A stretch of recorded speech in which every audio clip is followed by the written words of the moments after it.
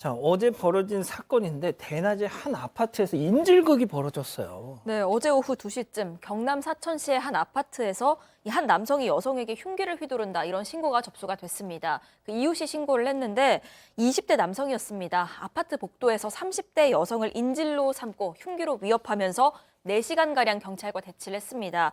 이러는 바람에 경찰 특공대도 투입이 됐고요. 협상팀도 투입이 됐습니다. 또 소방당국 역시도 혹시 모를 비상 상황에 대비해서 안전 매트를 설치를 했습니다. 이 인질극이 4시간 가까이 이어져서 결국 저녁 6시쯤 이 남성이 아파트 6층에서 뛰어내리면서야 끝났습니다. 그 과정에서 이 남성이 건물의 신체 일부를 부딪혀서 곧바로 경찰에 붙잡힌 뒤에 병원으로 옮겨졌고요. 이 피해 여성은 남성이 소지한 흉기에 손 부위를 다쳤는데 두 사람 모두 생명에 지장은 없는 상황입니다. 저 범인이 뛰어내리다가 아파트 잘 보시면 3층 외벽 구조물이 있습니다. 약간 좀 돌출한 부분이 있는데 거기에 그냥 탁 이렇게 신체 일부를 부딪혔던 모양이에요. 자, 그런데 피해 여성이 살고 있는 아파트에서 저 일이 벌어진 건데 어떻게 들어간 겁니까? 그러니까 이 피해 여성이 이제 말씀하셨던 것처럼 이 아파트에 지금 혼자 거주하고 있는데 이제 쓰레기 같은 거 버리러 나갈 때 이제 문을 살짝 열어놓고 쓰레기 버리러 이렇게 나온 건데요. 그거를 지켜보고 그 틈을 노리고 이 남성이 아파트 안으로 들어왔고 저 여성 집안에 대기하고 있었던 겁니다. 그러다가 이 여성이 쓰레기 봉투 버리고 그리고 이제 다시 엘리베이터를 타고 딱 올라왔는데 그 올라오는 소리를 들었는지 복도에서 후두두 나와서 여성을 향해서 흉기를 위협하고 그 다음부터 이런 범행이 시작이 됐던 겁니다. 진짜 무서운 세상이에요. 집안까지 들어가 있었다가 엘리베이터 띵동 하는 소리가 들리니까 튀어나와가지고 저 짓을 했다는 건데 피해자 얼마나 무서웠겠습니까? 자, 저희가 어제 이 여성 집에 몰래 침입해서 감금하고 성폭행 시도까지 했던 그런 사건도 다뤘었는데 두 사람은 일면식도 없는 사이였단 말이죠. 자, 그렇다면 이번 가해자와 피해자는 어떻습니까? 이번 사건은 좀 다릅니다. 왜냐하면 보면 이 여성의 피해자의 행동하는 패턴을 알고 있었고 집도 잘 알고 있었고 그러니까 이렇게 인질까지 벌어진 거 아니에요? 두 사람이 한때 같은 직장을 다녔고 잠깐이나마 사귀었던 사이였다고 합니다. 또 저겁니다, 교수님. 네, 그렇습니다. 지난해 9월부터 한 달 동안 문자와 전화 이걸로 이제 스토킹 행각을 벌였다고 해요. 근데 뭐 그냥 사귀었던 사이라고 하니까 뭐 그리웠나? 근데 그 정도로 볼 수가 없죠. 왜냐하면 보면은 이 사람 성품이 보면은 뭐 흉기로 위협했다, 뭐 인질극을 벌였다, 뛰어내렸다. 그럼 얼마나 집착도 있고 그다음에 이렇게 좀 무모한 사람인지 우리가 알 수 있잖아요. 그래서 여성이 너무 괴로우니까 이제 고소를 했고 그래서 100m 접근 금지, 통신 이용 접근 금지 등의 이제 잠정 조치를 결정을 받았어요.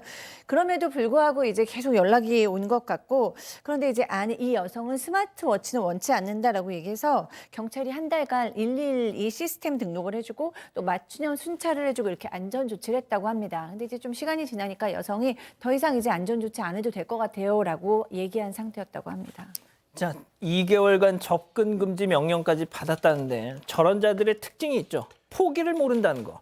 뭐 10번 찍어 뭐 이런 그 속담을 정말 맹신하는 거. 결국 저렇게 인질극으로까지 이어진 겁니다. 자, 그러면서 그 와중에 이런 말을 했다고 하죠. 체크포인트 짚어보죠. 나는 억울합니다. 네, 이게 본인이 스토킹으로 처벌받는 게 억울하다 이런 얘기였습니다. 이 남성은 실제로 스토킹 혐의로 지난해 12월에 검찰에 송치가 됐고요. 그 이후에 약식 명령으로 벌금형 이미 받은 상태였습니다. 그런데 여기에 불복하면서 지난 7월에 정식 재판을 청구한 그런 상황이었습니다. 자, 피해자는 정신적 충격이 너무 커서 현재 조사도 받지 못하고 있는 상황이라고 하는데 저 남성 스토킹 혐의로 이제 재판 받는데 흉기 난동, 인질극. 야, 진짜 인질극이라는 건 정말 이거 대한민국에서는 정말 큰 범죄 아닌가요? 그렇죠. 지금 이 남성은 본인 스토킹으로 억울하다고 정치재판 청구한 거는 그렇게 혐의 자체가 중하지 않았던 것 같아요. 그러니까 여성도 스마트워치도 지급받지 않고 괜찮다고 판단했던 것 같은데 이번 범행은 완전히 다른 범죄입니다. 일단 뭐 제일 첫 번째 주거침입부터 했죠. 예. 그 이후에 이 스토킹 고소한 것 때문에 보복 협박, 보복 폭행한 거 아니겠습니까? 예. 이거는 그냥 일반 폭행이나 협박보다 훨씬 중하게 처벌받을 수밖에 없는 거고요. 이 남성 같은 경우 아까 얘기했던 것처럼 6층에서 7층 그 사이에서 뛰어내렸잖아요. 뛰어내리다가 중간에 구조물 같은 데 부딪혀서 다리를 조금 다쳤나 봅니다. 뭐 그래도 이제 치료는 해야 되니까 일단 병원에 있으니까 도망은 못 가니까 그리고 치료가 다 끝나면 한 2달 정도 이후에 그제서야 이제 조사가 진행될 수 있을 것 같다고 지금 입장을 밝히고 있는데 문제는 이 피해 여성은 몸이 다친 것도 다친 거지만 정신적인 충격이 너무 커서 지금 현실적으로 지금 경찰과 조사도 좀 어려운 정도의 상황이라고 합니다. 왜 항상 가해자는 저렇게 발 뻗고 있는데 피해자는 계속 이렇게 힘들어야 되는 상황인지 좀 안타깝습니다. 자, 스토커들은 피해자의 집 주소, 연락처 다 알고 있잖아요. 마음만 먹으면 언제든 저렇게 찾아가서 별짓을 다 할 수 있는데 정작 피해자들은 스토커의 뭐 위치도 모르고 이런 경우가 왕왕 있단 말이죠. 그런 일이 있었죠. 그래서 스마트워치를 지급한다 그래도 이미 공격을 당하고 있는 상황에서 스마트워치로 경찰이 아무리 빨리 출동해도 늦지 않습니까? 그래서 저도 비슷한 의견을 여러 군데 아마 사건 반장에서 말씀을 드린 것 같은데 가해자가 전자발찌가 됐던 어떤 장치를 해서 이 접근을 하려고 하면 알려주도록 하자라는 말씀을 드렸거든요. 다행히도 내년 1월부터 법이 시행이 됐어요. 아, 진짜요? 가해자, 성범죄자나 아니면 아주 고위험군의 스토커가 만약에 접근을 하게 되면 피해자 2km 가량을 더 가까이 접근하면 피해자 휴대전화로 그 가해자가 가고 있다는 걸 알려주도록 한 겁니다.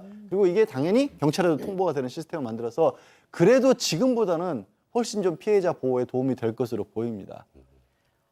그래도 만약에 지금 당신 쪽으로 가고 있다 이게 뭐 막 띠띠띠 경보음이 울리고 그러면은 물론 모르는 것보다 낫겠지만 교수님. 네. 그래도 무서운 건 마찬가지예요. 네, 노이로제 걸릴 것 같아요. 물론 이제 그럼에도 불구하고 정말 결정적인 범죄는 많이 막을 수 있을 것 같아요. 근데 이제 띠띠띠띠 온다고 생각을 해보면 그때 예를 들어서 그럼 집을 뛰어나가야 되나 아니면 회사에 있다가 회사를 나가야 되나 어디 뭐 어떻게 해야 되나 이런 생각이 들어서 근본적인 원인은 이 가해자를 어떻게든지 피해자와 떨어뜨려 놓고 엄벌에 좀 취해서 이 가해자가 그런 생각조차 안 하는 것일 것 같은데 뭐 그럼에도 불구하고 뭐 이런 조치지라도 있어서 피해자가 조금이라도 좀 덜 피해를 받을 수 있게 또 노력하는 거는 또 긍정적으로 생각도 듭니다. 예, 그게 어디야 그래도 라고 하시는데 참 이런 상황, 이런 현실 자체가 참 슬픕니다. 가족 여러분 잊지 마시고 구독과 좋아요, 알림 설정 여기.